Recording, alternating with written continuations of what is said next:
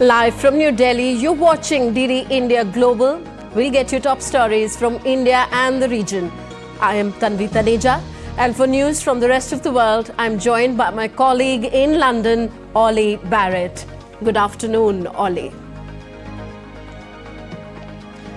Hi there, Tanvi. Coming up in the next half an hour, among other things, we'll get you the latest primary results from Michigan, a rift in the NATO military alliance, and security fears for UK parliamentarians. First, the headlines.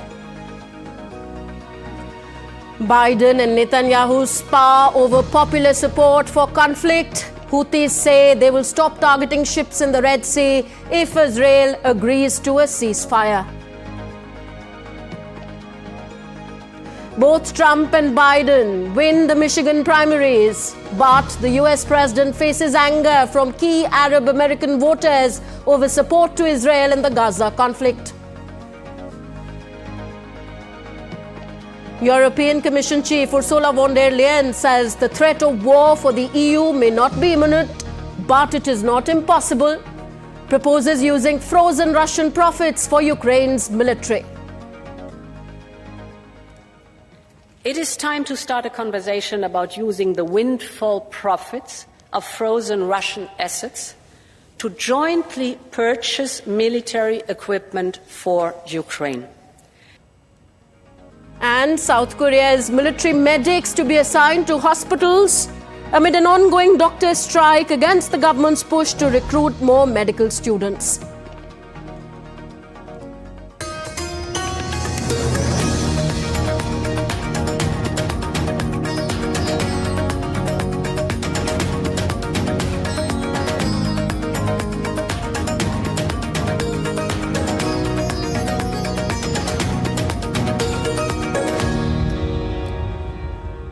Up first, news from West Asia. The Israeli army released a video on Wednesday showing its soldiers engaged in combat in the Gaza Strip, as well as conducting airstrikes targeting Hamas's terrorist facilities.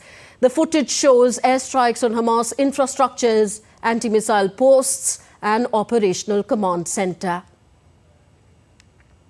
Amid this ongoing Israel-Gaza conflict, a glimmer of hope emerged among the displaced civilians on both sides after US President Joe Biden hoped that a ceasefire will take place by Monday.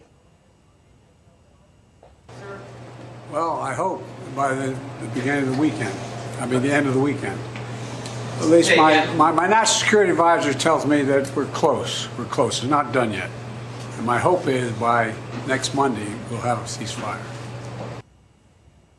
Further, the Houthis have said that they would reconsider their attacks on international shipping in the Red Sea if Israel stops its operation in the Gaza Strip. Houthi spokesman Mohammed Abdusalam, in a statement, stressed that the attacks would be reassessed if the Israel-Gaza conflict ended and humanitarian aid was free to enter. So this nearly 5-month-old conflict in Gaza has inflamed tensions across the globe, bringing protesters onto the streets in different parts of the world in support of both sides and dividing leaders over how to end this crisis. My colleague Ollie Barrett is in London. He gives us more on this and other stories making headlines around the world. Ollie, seems like it's becoming tougher even for the parliamentarians to voice their opinion on this conflict. Tanvi, a lot of British lawmakers say that they are fearing for their safety after facing threats and abuse over their positions on the Israel-Hamas conflict. Since the October the 7th Hamas attacks, several politicians in the UK have reported an increased intensity of abuse directed towards them. There have been a series of protests as well outside Parliament here in London. Some lawmakers have been considering protective measures such as wearing stab vests during meetings or constructing safe rooms for their safety. And today, the government has announced plans and $40 million in extra funding to enhance security for members of Parliament. Meanwhile, US President Joe Biden and former President Donald Trump have emerged victorious in the Michigan primaries held on Tuesday, further cementing the expectation of a rematch between the two leaders. But there were protest votes from some Democrats in Michigan's Arab American community who backed Biden in 2020 and some progressive Democrats over Joe Biden's support for Israel in its conflict in Gaza. Donald Trump won the state's Republican presidential primary by a large margin, strengthening his grip on the party's White House nomination, as Nikki Haley, his last remaining rival, came in a distant second. And Nikki Haley took aim at Donald Trump a week before the Colorado presidential primary election. She says she would be a better candidate against Joe Biden. Nikki Haley also reminded her supporters of a recent comment by Donald Trump seeming to encourage Russia's President Vladimir Putin to invade US NATO allies. Donald Trump got on stage, went off his teleprompter, and said that he would actually encourage Putin to invade our allies. Now think about what that means. That means Donald Trump's going to side with a tyrant who kills his political opponents. That means Donald Trump is going to side with a thug where 500,000 people have died or been wounded because of Russia invading Ukraine. That means Donald Trump is going to side with a madman who arrests American journalists and holds them hostage. Putin's made no bones about the fact that he wants to destroy America. And Donald Trump's going to choose him over our allies who stood with us after 9/11? Ukrainian President Volodymyr Zelensky has been meeting with Albanian Prime Minister Edi Rama in Tirana around a security summit which is being held in the Albanian capital. They've signed a treaty of friendship and cooperation. According to the agreement, the two countries will develop mutually beneficial cooperation in trade, economy, science and technology and culture. The Ukraine Southeast Europe Summit is being attended by leaders of several Balkan countries and is focusing on defense cooperation, peace and security. It's Zelensky's first visit to Albania since the start of the Russia-Ukraine conflict. A NATO member since 2009, Albania has been a vocal supporter of Ukraine but has largely stayed quiet about supplying Kiev with arms. European Commission President Ursula von der Leyen says the EU should consider using profits from frozen Russian assets to buy military supplies for Ukraine. She's been previewing a new European industrial defence strategy that her Commission will present in the coming weeks. Let me be very clear. European sovereignty will make our partnerships stronger. It will never affect the importance and the need for our NATO alliance. In fact, a more sovereign Europe, in particular on defence, is vital to strengthening NATO. It is time to start a conversation about using the windfall profits of frozen Russian assets to jointly purchase military equipment for Ukraine. There could be no stronger symbol and no greater use for that money than to make Ukraine and all of Europe a safer place to live. Several European allies and the United States say they have no plans to send ground troops to Ukraine after French President Emmanuel Macron hinted at the idea. The Kremlin was quick to warn that any such move would inevitably lead to a conflict with NATO.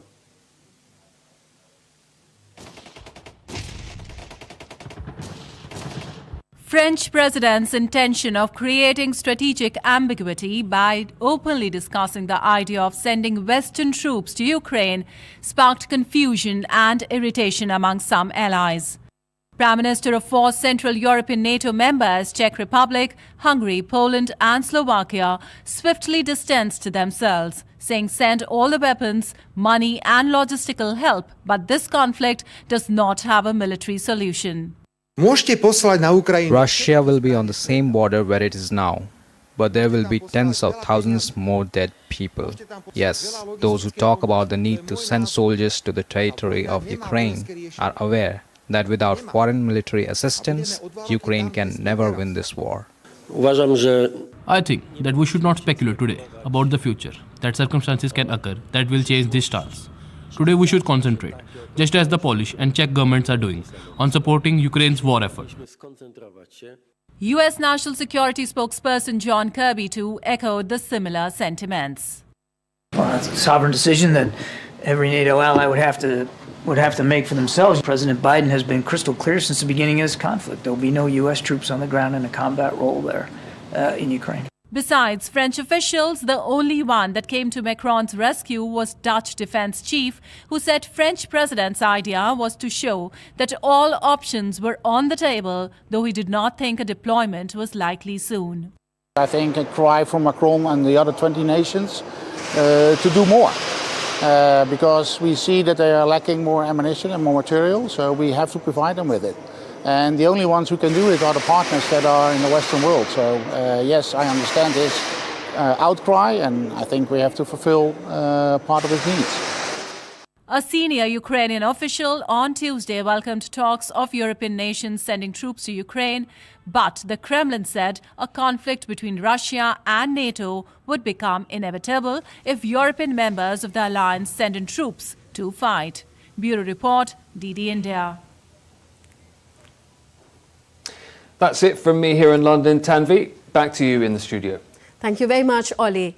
Ollie Barrett joining us all from London. More from Europe. Swedish soldiers were ready to contribute to NATO after Hungary's parliament approved Sweden's accession on Monday. Swedish soldiers conducted a warfare exercise near Stockholm, where soldiers from the Lifeguard Regiment said that they were ready to contribute and strengthen the military capacity of NATO.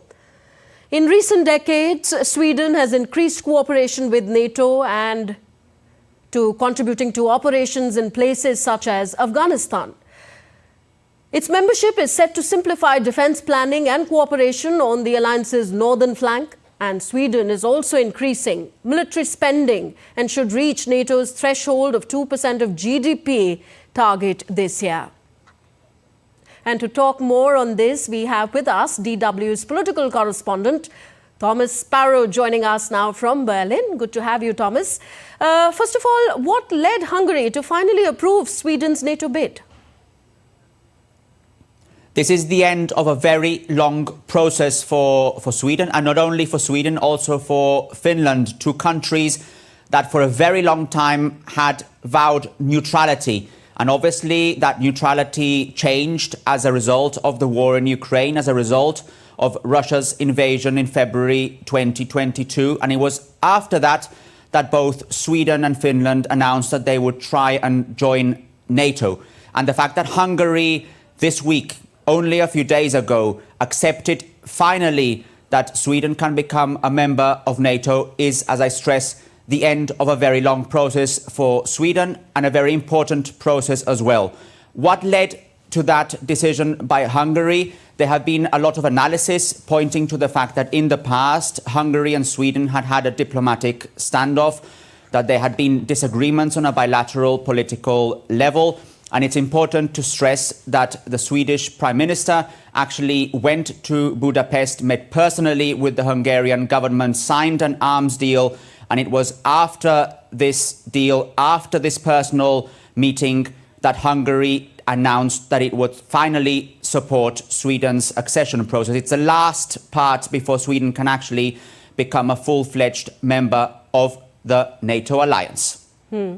Thomas, with Finland and Sweden's entry into NATO now, what does this expansion mean for Europe?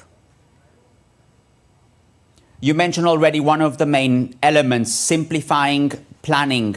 strengthening the northern border. These are all elements that for NATO are particularly important at a time when in Europe there is considerable security threats, at a time when the war in Ukraine does not show any signs of stopping, at a time when it is particularly important for NATO to show strength. And the fact that now it can count not only with the partners that have been there for a long time, but also with Finland and with Sweden is certainly an important development for the alliance. And it's also, by the way, an important development in times when there's a lot of discussion as to what these partners need to do to step up help towards Ukraine. So from the perspective, definitely, of NATO, from the perspective of NATO members, from the perspective of the countries that form part of this alliance, this is certainly a welcome news. It is certainly a welcome development. Thank you, Thomas.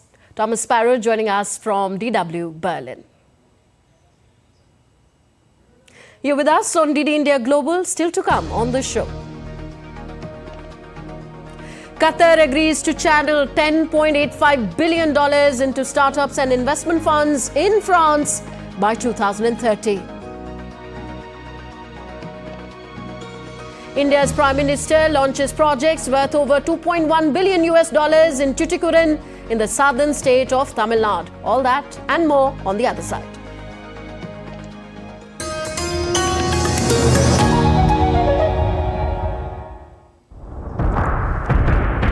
Curious case of Julian Assange.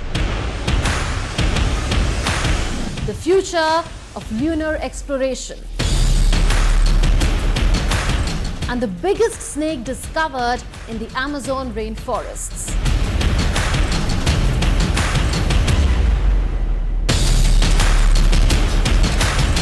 Watch Connecting the Dots every Friday at 8 p.m. IST on DD India.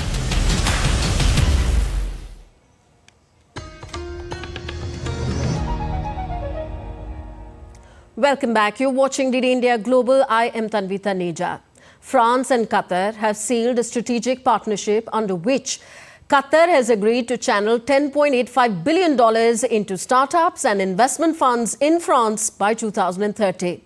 The investments will target key sectors ranging from energy transition, semiconductor, aerospace, artificial intelligence, digital, health, hospitality and culture. The investment was announced as Qatar's Emir Sheikh Tamim bin Hamad Al Thani started a two-day visit to France on Tuesday.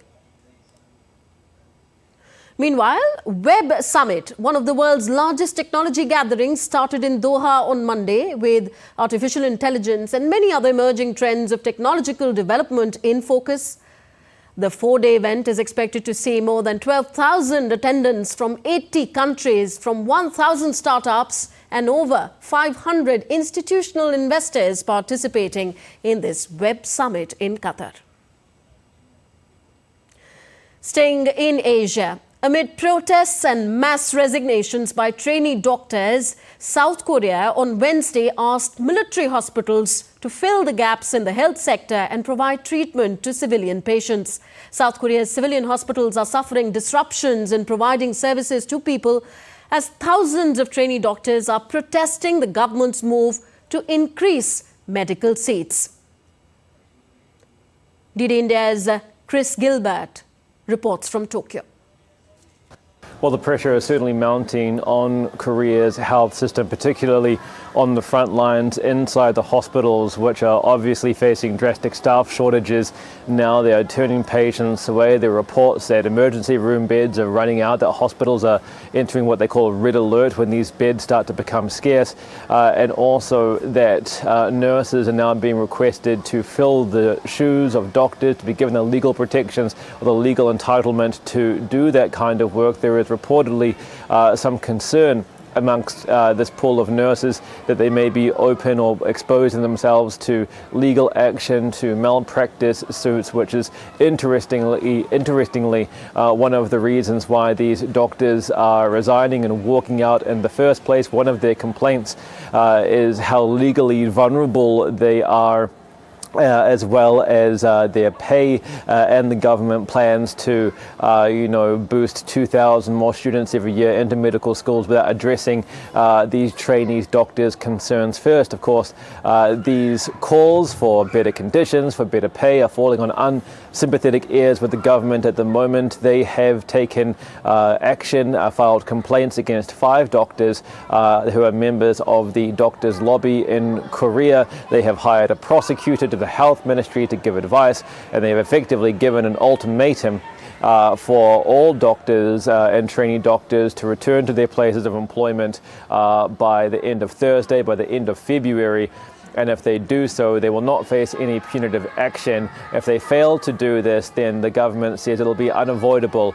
These doctors will potentially face having their medical licenses suspended or even facing legal action. So this is all likely to come to a head at the end of play on Thursday. Chris Gilbert in Tokyo, reporting for DD India. Let's now take a look at other stories making news around the world. Amidst political and economic instability in Pakistan, jailed former Pakistan Prime Minister Imran Khan has courted another controversy by requesting the International Monetary Fund to factor in the country's political stability for bailout talks in the future. Germany is hosting 2 days of peace talks between Azerbaijan and Armenia in a new push to resolve a decades-long conflict between the neighboring Caucasus countries. Azerbaijan has been increasingly hostile to outside involvement in brokering an agreement, with the president accusing the United States of jeopardizing relations by siding with Armenia. The offensive prompted most of the region's ethnic Armenians to flee to neighboring Armenia. In Australia, tens of thousands of residents in the southeast were told to evacuate on Wednesday due to an intense heat wave that authorities said could further spread a massive bushfire in Victoria, which faces its worst conditions in 4 years. Extreme fire ratings have been issued for large parts of Victoria, with the Wimmera region in the west given a catastrophic ranking, the top warning level.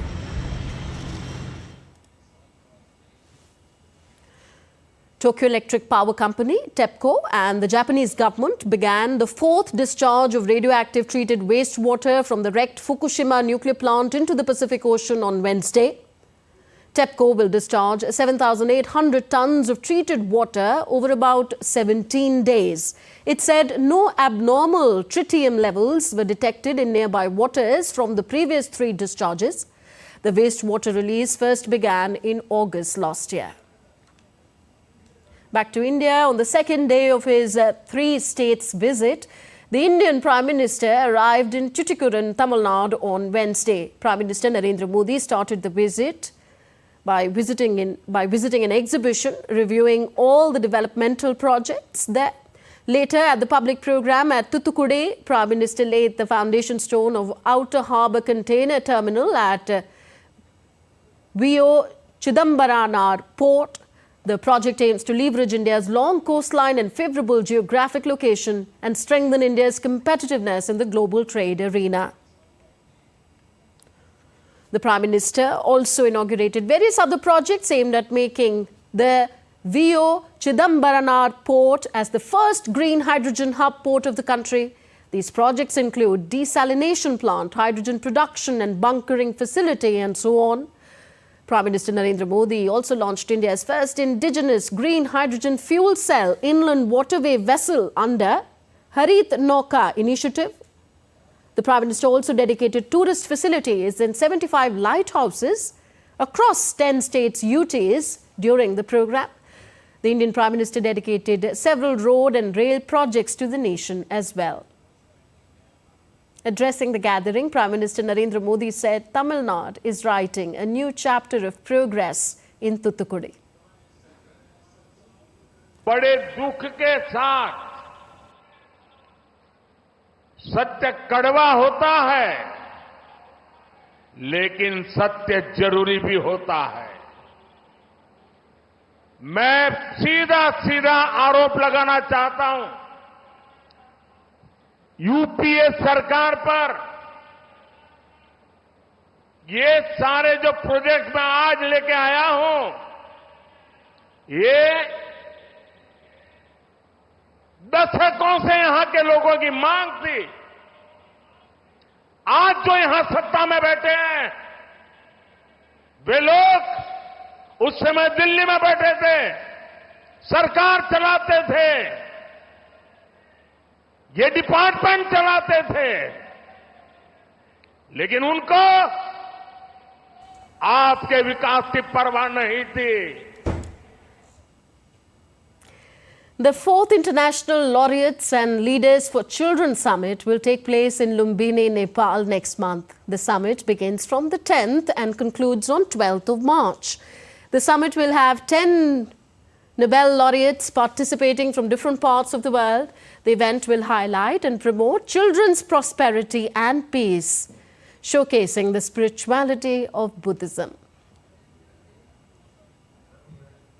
So from the land of spirituality, we wind up this edition of DD India Global. Do let us know your thoughts on the news of the day. Connect with us on Facebook, X, formerly Twitter and Instagram. You can also find us online at ddindia.co.in. We will be back with more news as it breaks ahead on DD India. I'm Tanvi Taneja from my entire team in New Delhi. Thank you for watching. Namaskar.